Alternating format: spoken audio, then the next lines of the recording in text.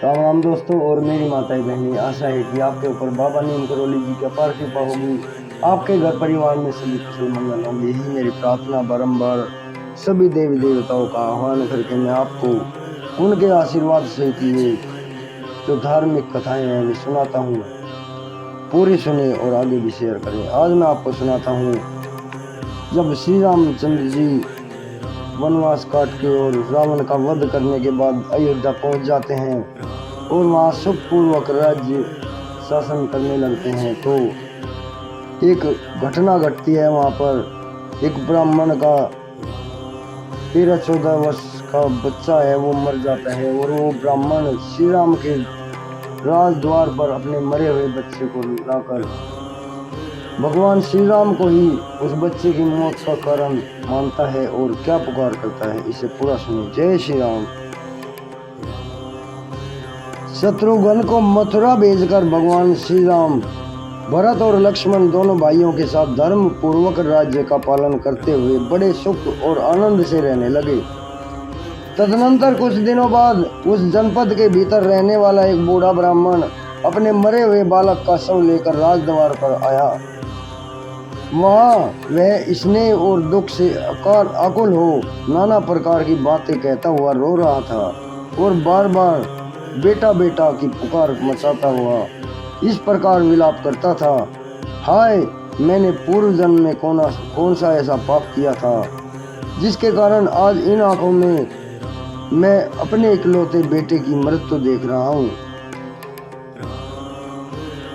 बेटा, अभी तो तू बालक था, जवान भी नहीं होने पाया था, केवल 5000 दिन, 13 वर्ष 10 महीने 20 दिन तेरी अवस्था थी, तो भी तू मुझे दुख देने के लिए असमय ही काल के गाल में चला गया। वत्स, तेरे शोक से मैं और तेरी माता दोनों ही थोड़े दिन ही जी सकेंगे, इसमें संशय नहीं है।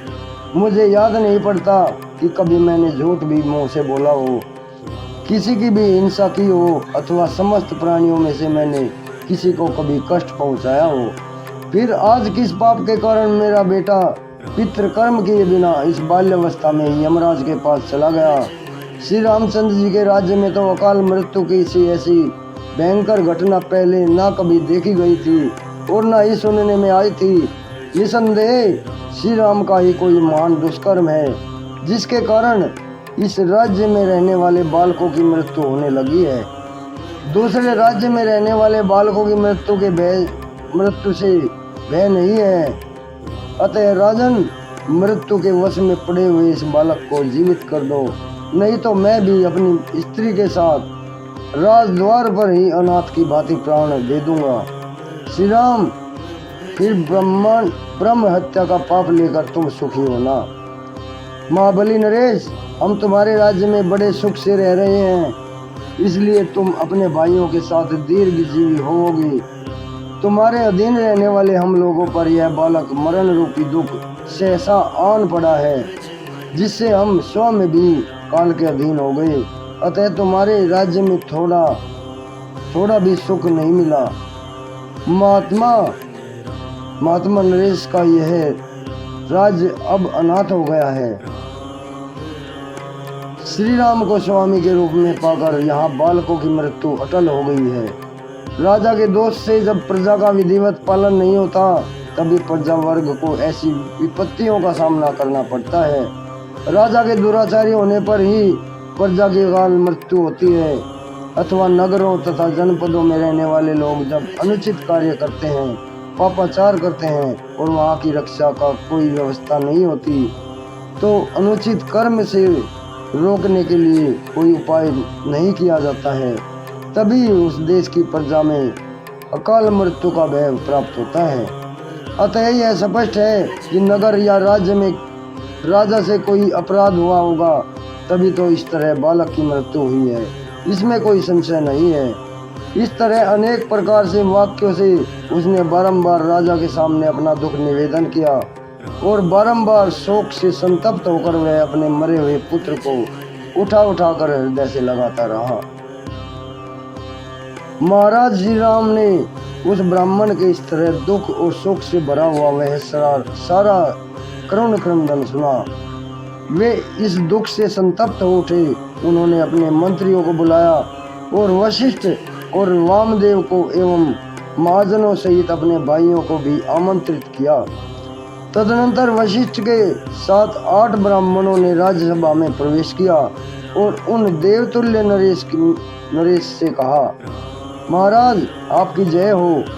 उन 8 के नाम इस प्रकार हैं: मार्कंडेय, मोदल्य, वामदेव, कश्यप, कात्यायन, जाबली, गौतम तथा नारद। इन सब में श्रेष्ठ ब्राह्मणों को उत्तम आसनों पर बैठाया गया।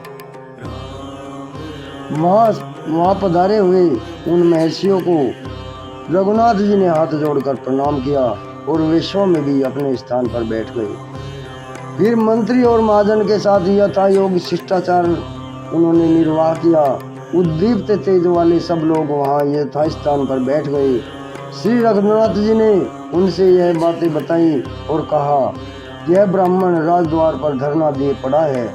ब्राह्मणों के दुख से दुखी हुए उन महाराज का यह वचन सुनकर अन्य सभी ऋषियों के समीप स्वयं नारद जी ने यह शुभ बात कही। राजन, जिस कारण से इस बालक की अकाल मृत्यु हुई है वह बताता हूँ, सुनिए। रघुकुल नरेश, मेरी बात सुनकर जो उचित कर्तव्य होगा उसका पालन कीजिए। पहले सतयुग में केवल ब्राह्मण ही तपस्वी हुआ करते थे। महाराज, उस समय ब्राह्मणेतर मनुष्य किसी तरह की तपस्या में प्रवृत्त नहीं होता था। वह युग तपस्या के तेज से प्रकाशित होता था। उसमें ब्राह्मणों की ही प्रधानता थी। इस समय अज्ञानता का वातावरण नहीं था, इसलिए उस युग के सभी मनुष्य अकाल मृत्यु से रहित और त्रिकालदर्शी होते थे। सत्य युग के बाद त्रेता आया और इसमें सुदृढ़ शरीर वाले क्षत्रियों की प्रधानता हुई और वे अक्षत्रिय भी उसी प्रकार तपस्या करने लगे। परंतु त्रेता युग में जो महात्मा पुरुष हैं, उनकी अपेक्षा सतयुग के लोग तप और पराक्रम की दृष्टि से बड़े चढ़े थे। इस प्रकार दोनों युगों में से पूर्व युग में जहाँ ब्राह्मण उत्कृष्ट और क्षत्रिय उत्कृष्ट थे, वहाँ त्रेता युग में सम शक्तिशाली हो गए। तब मनु आदि सभी धर्म परिवर्तकों ने ब्राह्मण और क्षत्रियों में एक की अपेक्षा दूसरे को विशेषता या न्यूनाधिकता न देखकर सर्वलोक सम्मत चातुर्वर्ण्य व्यवस्था की स्थापना की। त्रेतायुग वर्णाश्रम धर्म प्रधान है। वह धर्म के प्रकाश से प्रकाशित होता है। वह धर्म में बाधा डालने वाले पाप से रहित है। इस युग में अधर्म ने भूतल पर अपना एक पैर रखा है। अधर्म से युक्त होने के कारण यहाँ लोगों का तेज धीरे धीरे घटता जाएगा। सतयुग में जीविका का साधन भूत कृषि और रजोगुण मूलक कर्म अनरत कहलाता है और मल के समान अत्यंत त्याज्य था। वह अनरत ही अधर्म का एक पैर होकर त्रेता में भूतल पर स्थित हुआ है। इस प्रकार अनरत असत्य रूपी एक पैर को भूतल पर रखकर अधर्म ने त्रेता में ही सतयुग की अपेक्षा आयु को सीमित कर दिया। अतः पृथ्वी पर अधर्म के इस अनर्थ रूपी के शरण पड़ने से सत्य धर्म परायण पुरुष उस अनर्थ के कुपरिणाम से बचने के लिए शुभ कर्मों का ही आचरण करते हैं। तथापि त्रेता युग के ब्राह्मणों और अक्षत्रिय हैं, वे सब ही तपस्या करते हैं। अतः वर्ण के लोग सेवा कार्य किया करते हैं। उन चारों वर्णों में से वैश्य शूद्र की सेवा करते हैं। उत्कृष्ट धर्म स्वधर्म के रूप में प्राप्त हुआ। वैश्य कृषि आदि के द्वारा ब्राह्मणों आदि की सेवा करने लगे और शूद्र सब वर्णों तीनों वर्णों के लोगों का विशेष रूप से पूजा आदर सत्कार करने लगे। तीनों युगों में 3 वर्णों का ही आश्रय लेकर तपस्या रूपी धर्म प्रतिष्ठित होता है, किंतु नरश्रेष्ठ शूद्र को इन तीनों ही युगों में तप रूपी धर्म का अधिकार नहीं प्राप्त होता। नर शिरोमणि, एक समय ऐसा आएगा जब हीन वर्ण का मनुष्य भी बड़ी भारी तपस्या करेगा।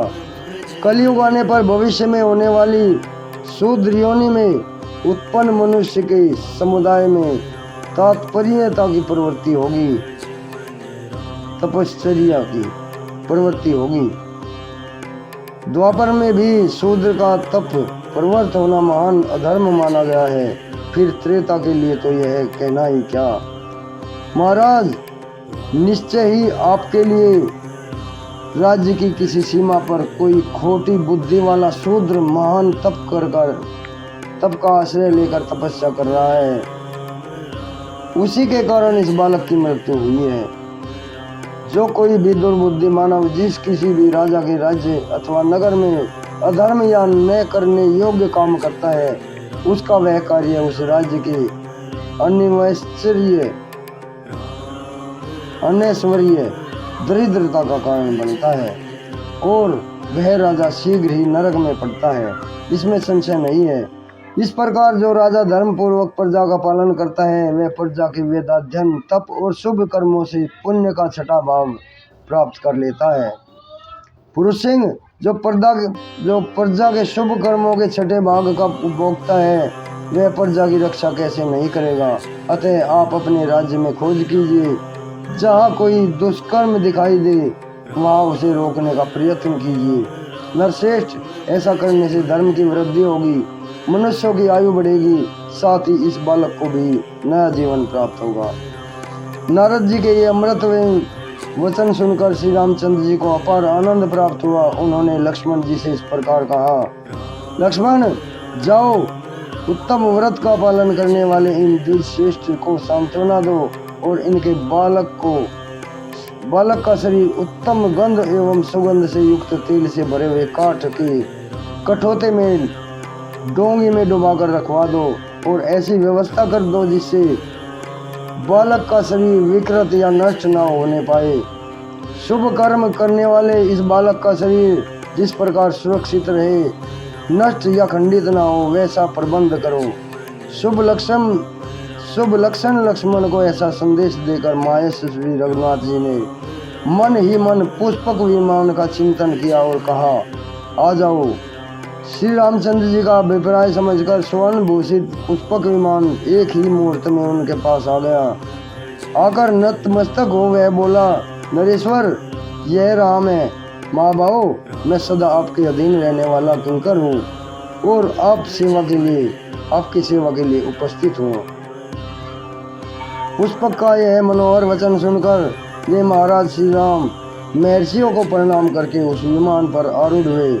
उन्होंने धनुष बाण से भरे हुए 2 तरकस, एक चमचमाती हुई तलवार हाथ में ले ली और लक्ष्मण तथा भरत इन दोनों भाइयों को नगरी की रक्षा करने के लिए वहां से प्रस्थान किया। नगर की रक्षा के लिए नियुक्त कर वहां से प्रस्थान किया। श्रीमान राम पहले तो इधर उधर खोजते हुए पश्चिम की दिशा की ओर गए, फिर हिमालय से घिरी हुई उत्तर दिशा में जा पहुंचे। जब उन दोनों दिशाओं में कहीं थोड़ा सा भी दुष्कर्म नहीं दिखाई दिया, तब नरेश्वर श्री राम ने समूची पूर्व दिशा भी निरीक्षण की। पुष्पक पर बैठे हुए महाबाहु राजा श्री राम ने वहां भी शुद्ध सदाचार का पालन होता देखा। वह दिशा भी दर्पण के समान निर्मल दिखाई दी। जब राज ऋषि नंदन रघुनाथ जी दक्षिण दिशा की ओर गए, तब वहां शैवल पर्वत के उत्तर भाग में उन्हें एक महान सरोवर दिखाई दिया। उस सरोवर के तट पर एक तपस्वी बड़ी भारी तपस्या कर रहा था। वह नीचे को मुख किए हुए लटका हुआ था। रघुकुल नंदन श्री राम ने उसे देखा। देखकर राजा रघुनाथ जी ने उग्र तपस्या करते हुए उस तपस्वी के पास आए और बोले, उत्तम व्रत का पालन करने वाले तापस, तुम धन्य हो। तपस्या में बढ़े चढ़े सुदृढ़ पराक्रमी पुरुष, तुम किस जाति में उत्पन्न हुए हो?